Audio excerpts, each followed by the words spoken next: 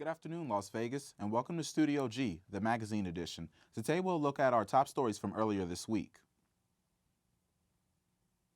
We are broadcast students in the School of Journalism and Media Studies at UNLV. We are senior producers. Live over the web, we bring you news at noon. In an all-student production, behind the scenes and in front of the screen. Reporting, investigating, and covering news. In the Valley, throughout the country, and around the world. Today is Friday, and you're watching Studio G Magazine on UNLV-TV, the week in review.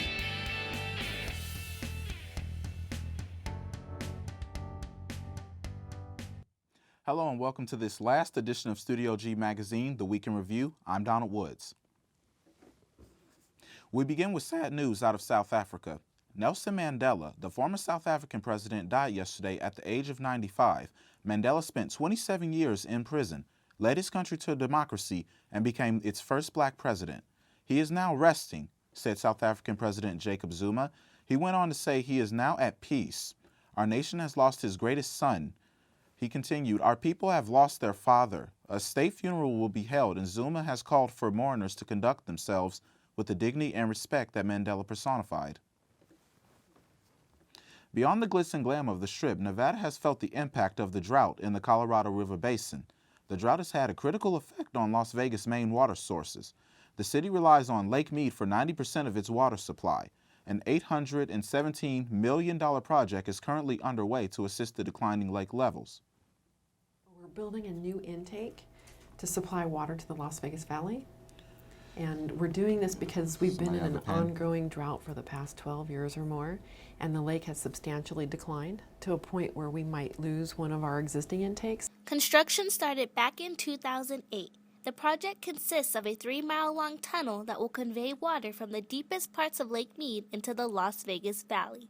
In addition, we've got a 24-foot diameter tunnel boring machine.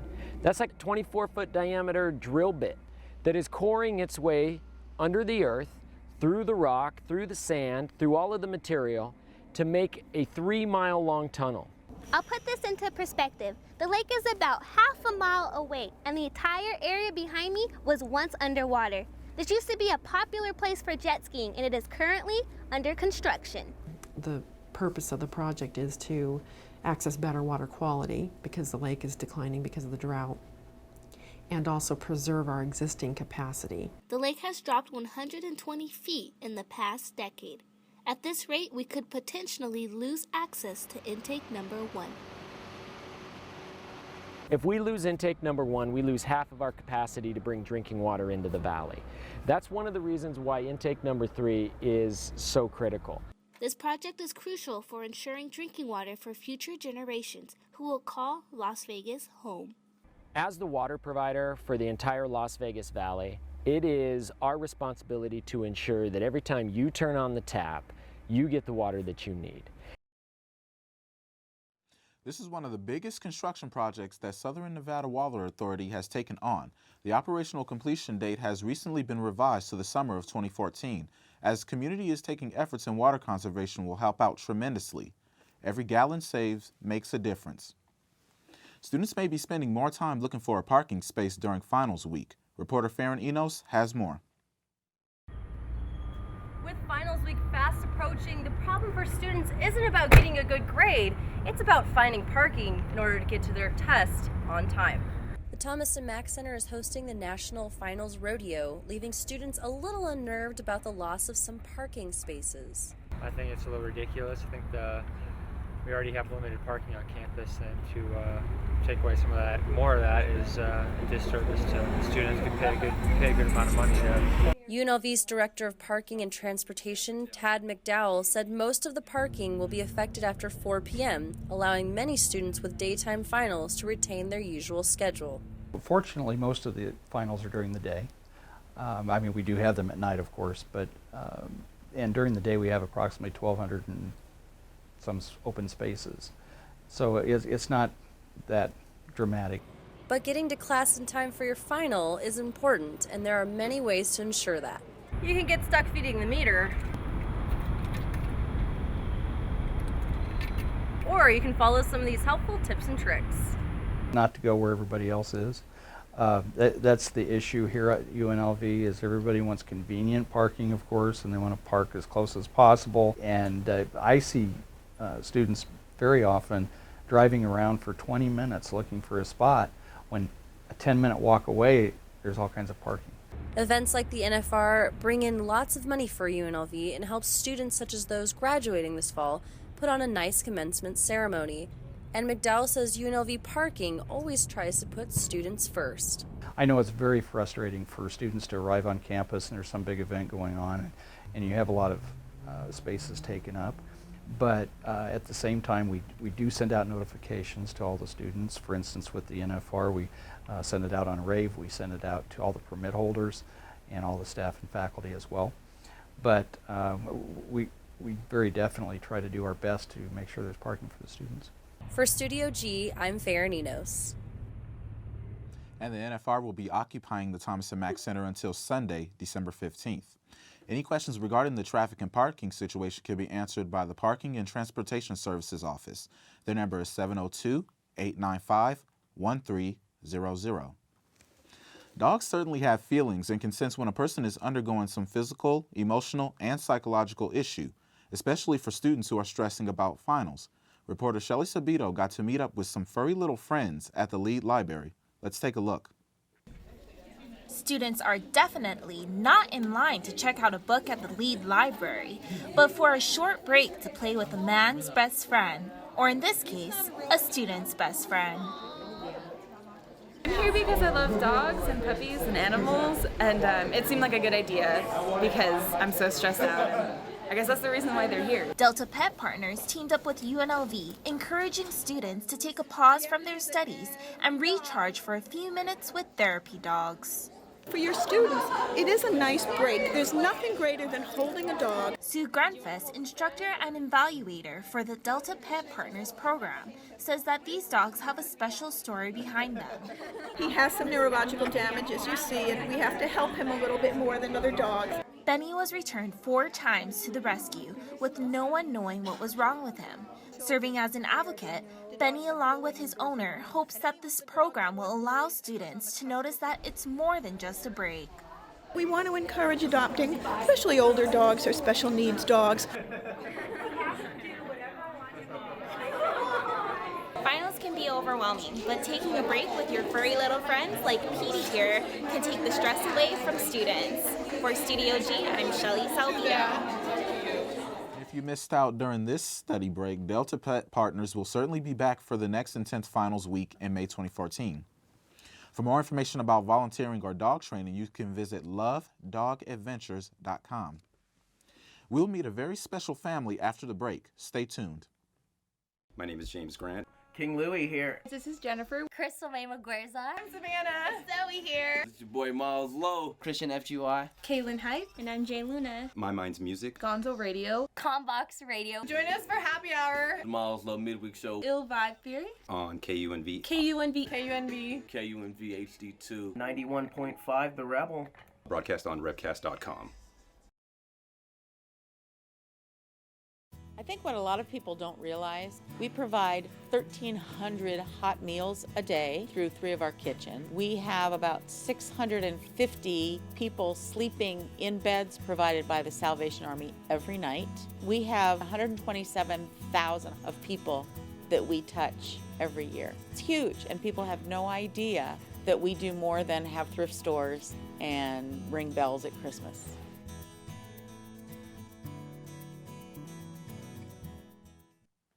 It was in 2010 when Michael Ray McLaughlin was diagnosed with leukemia. Being a racer since the age of 7, doctors and nurses should have guessed he would speed toward recovery in no time. That's not to say it's been an easy ride for him and his family undergoing chemotherapy and spinal taps, all the while being forced to sit on the sidelines and watch the sport he loves. However, one local fabrication shop stepped up in hopes of making his journey even more worth the while. Just within the shadows of the Las Vegas Strip resides a custom fabrication shop dedicated to making one leukemia patient's wish come true. Owner Dino Martinez learned about his client's medical condition and took action. Through the Kids Wish Network, Scorpion Motorsports wanted the job of building an off-road pre-runner for McLaughlin, but struggled with the ideal budget. When he was offered his wish, he wanted to have his Ranger turned into a pre-runner. They came to me immediately and asked me, who to talk to. So I actually referred the Wish program to other companies that are bigger, that are more established, that could afford to do such a build. Unfortunately, all those companies turned them down and said there wasn't within their budget to make such a build happen. And when I found word of that, I decided to step up and do it. I mean, I can't afford to do it, I figured, but I can't afford not to do it. A battle with moral obligation and the need to give back to someone so involved with the racing community drove Martinez and his team to push for a Christmas deadline. Well, Michael's heavily into the off-roading scene. I mean, he loves it, he's passionate about it, he rides dirt bikes himself. Getting a truck like this and have his own version of an off-road race vehicle meant a lot to him, and it definitely carried him through a lot of treatment, a lot of pain, and a lot of suffering that he had to go through. McLaughlin finished his final chemo treatment last month. He told me the thought of receiving this truck kept his spirits up, but now it's unclear when and if that will even happen. Less than 2 weeks ago, the wheels and tires were stolen off the pre-runner overnight, leaving the project at a standstill. Well, my partner gave me a call and let me know that the wheels and tires were stolen off the vehicle. First thing I thought of was our deadline for Christmas. I know we don't have the funds to buy a whole new set of wheels and tires. I just wasn't sure how I was going to make it happen. So I just felt angry, I felt abused, taken advantage of, and I felt really, really resentful of having to tell Michael that what happened. I've seen pictures of it, I can't wait to get it, but with this back set, I mean, it sucks. No one deserves to be stolen from, and I mean, in my case, it just happened to be me. Despite the upsetting news of the theft and the deadline being pushed back, Martinez and the guys at Scorpion Motorsports found a way to turn this bad news into a positive. We're very fortunate to have somebody from that saw the ad on Facebook or saw our post on Facebook want to step up and contribute to getting wheels and tires for this vehicle. We came up with a nice plan B that's going to be a nice surprise for him. He doesn't even know, we're not going to tell him, but I think at the end he's going to be even happier than he would have been before, because this is going to be something more custom and a little more of his personality incorporated into it. That was Bree Bradley reporting on this week's segment of Trackside. Our community reporter Alexis Ann had the opportunity to meet an extraordinary young boy and his family. Here's the story.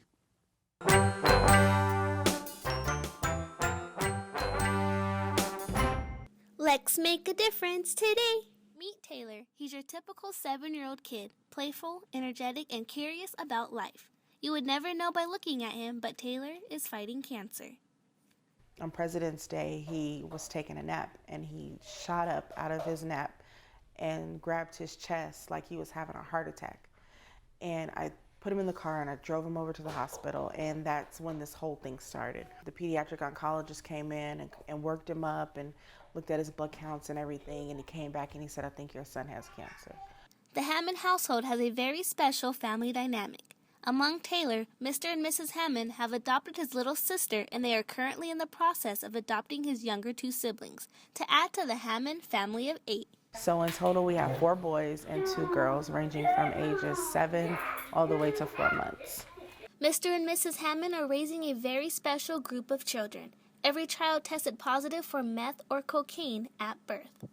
We're dealing with drug babies, to the 10th power. And they're all deemed special needs. It hasn't been easy, but the family has adjusted to Taylor's condition. We try to keep things as normal as possible for him, and for the rest of our children too, because the stress of this whole situation affects all of us, from the adults down to the little kids. Taylor's illness has been a struggle financially. The family received a generous sum of money from the popular rapper The Game. In September, The Game started up the Robin Hood Project. He devoted to give out $1 million by Christmas in order to help those in need. It was actually from our cousin who had been basically posting on different social media sites trying to get attention to our situation. And one of the Game's contacts just actually reached out to us, gave us a random phone call, asked for an email. We sent an email with our story, And within minutes, we actually had a deposit made into our bank account. So it was really crazy. It was something that we weren't expecting at all. The money has certainly helped out, and Mr. Hammond sees a bright future, not only for Taylor, but for the entire household. We do know that we're going to be a happy family. We're together, we're loving life, and we're going to make the most out of the situation. So that's what's happening with us. Taylor doesn't let his illness stop him from being a regular kid. If anything, it only makes him stronger. Hey, it's your turn. Sorry. For Studio G, I am Alexis Ann. What a touching story for the holiday season. Taylor is quite the fighter. When we come back, we will see about a possible lift on a ban that could allow cell phone use on airplanes. Studio G Magazine will be right back. Collegiate DECA promotes personal and professional development through competitive events, community involvement, and leadership development. I joined DECA because I wanted to get out of my comfort zone. So I got to meet people, network, and definitely work on my public speaking. To join DECA, it's a very simple process. You have to pay a $25 membership fee. You can either come to our next meeting, our website, which is unlvdeca.co.vu. We're open to all majors who are interested in business, finance, or hospitality-related fields. Using cell phones on planes has never been allowed, but the Federal Communication Commission is having second thoughts about keeping that as a rule. Reporter Elena Ledbetter brings us more. Last month, the FCC released a report about how cell phones may now be allowed to be used on planes. So we came to McCarran Airport to see what passengers think about that. I don't think it's a good idea. Yeah, absolutely I can. I disagree. No, I think we're going to have to wait and see. More than 20 years ago, the FCC prohibited the use of cell phones on planes to protect against radio interference to cell phone networks on the ground. Due to increases in technology, next week the age-old rule will be changed. Washington, D.C. chairman on the FCC proposal, Tom Wheeler, made a statement saying, quote, "If the commission adopts this proposal after the public has had the opportunity to comment, it will be only a technical advisory, an update to our rules. There is nothing in the proposal that prohibits airlines from developing whatever in-flight phone usage policy they may wish." To allow passengers to use their cellular devices, airlines would have to install an airborne access system that would provide the wireless connection for the passengers. But according to those we spoke to at McCarran, they have mixed opinions. If you're going to have the guy next to you yapping on a phone for 2 hours, I don't think that's going to make the flight enjoyable. With today's technology, there's no reason why we shouldn't be able to block out whatever's necessary to make sure it doesn't interfere with the plane's communications. I don't need to be listening to somebody else's conversation. I would think their conversation should be private. I think it'll be fine if people are using it to surf or to play games, but if they're having a loud, obnoxious conversation, I'm not going to want to listen to it for 4 hours while I fly across the country. Reporting for Studio G, I'm Elena Ledbetter. If you're wanting your opinion to be heard about this change, consumers can call the FCC's toll-free number at 1-888-225-5322. And for additional information about the possible change, you can visit the FCC's website at fcc.gov. 'Tis the season for Christmas trees, family time, and of course shopping. Economists and retailers alike are hoping all the holiday purchases will boost sales and drop unemployment rates. Reporter Tommy Laren updates us on the state of Nevada's economy. The numbers are in. The Bureau of Labor Statistics reported things are looking up, but don't get too excited. Unemployment rates in 28 states did fall in October, and non-farm payroll employment increased in 34 states. The trend is on the upswing compared to September's reports. Those states that have consistently held the highest jobless rates in the country saw some modest improvement in October. Nevada, our very own battle-born state, has held the not-so-illustrious title of highest unemployment rate nearly every month since early 2010. We did improve this past month. A little bit. The Silver State now has an unemployment rate of 9.3%. That's only a tenth of a percentage point below September's, but a full percentage point lower than this time last year. UNLV political science professor David DeMoore is encouraged by the numbers, but remains cautiously optimistic. The unemployment rate's coming down, but that's a little bit of a misnomer because you still see a lot of discouraged workers who aren't looking. You'll see a lot of people who may be working but not working in the capacity that they were previously. That is maybe a part-time job as opposed to a full-time job.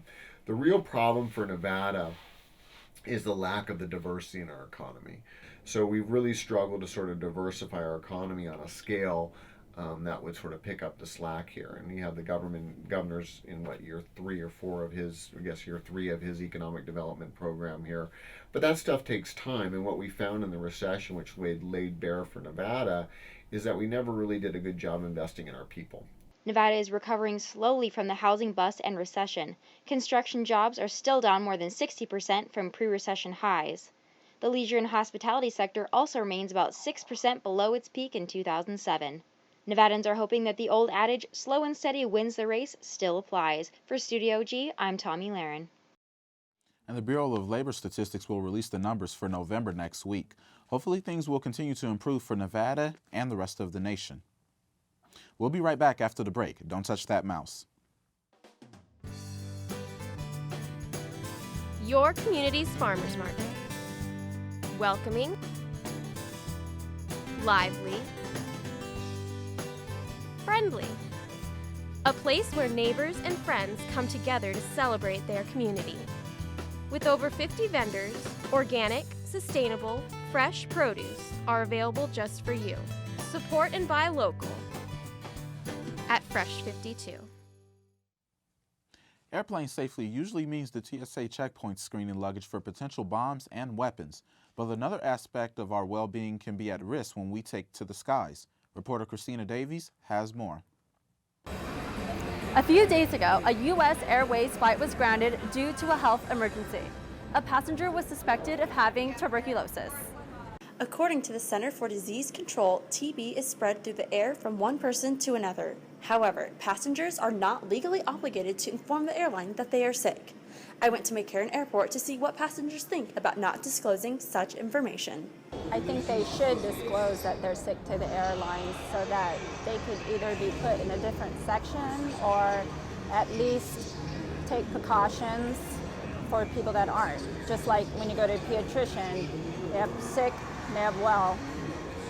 So we could take the proper steps to keep other people that are not sick safe.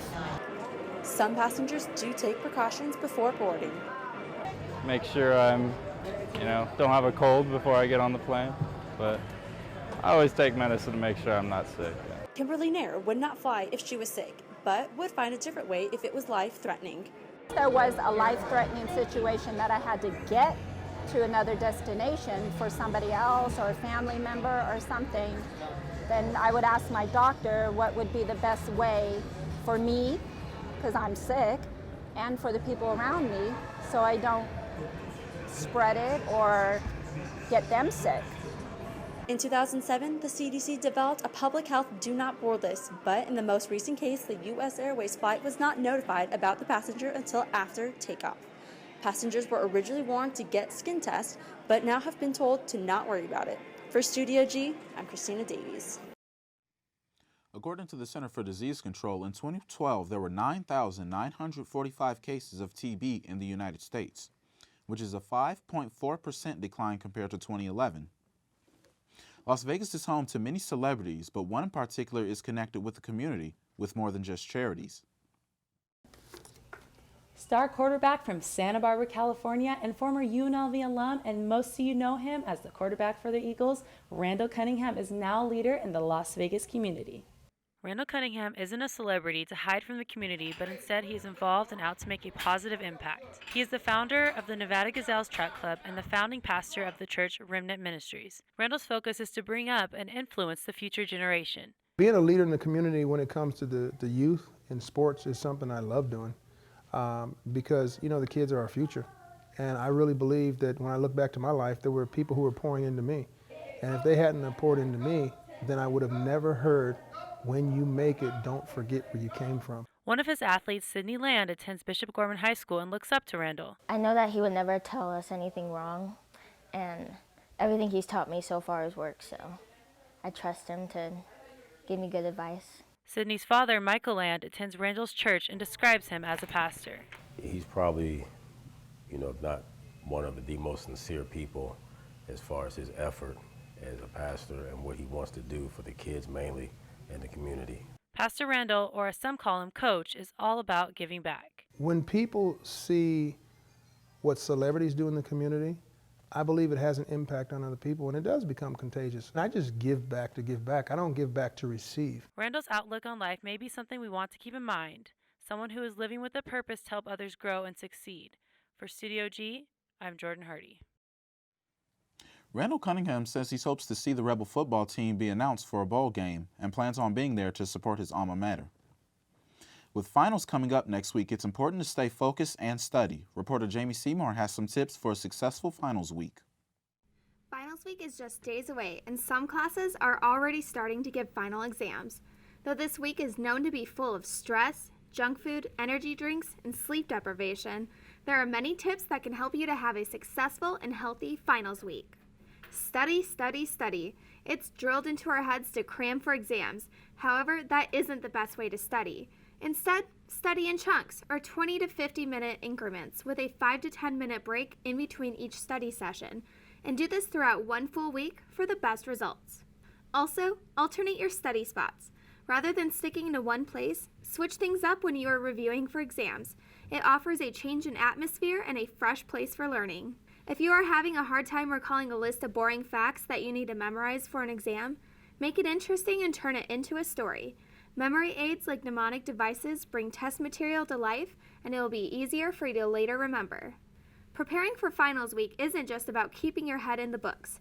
There are things you can do to relieve stress and rock your exams. Symphonies, concertos, and piano sonatas might just keep your brain active.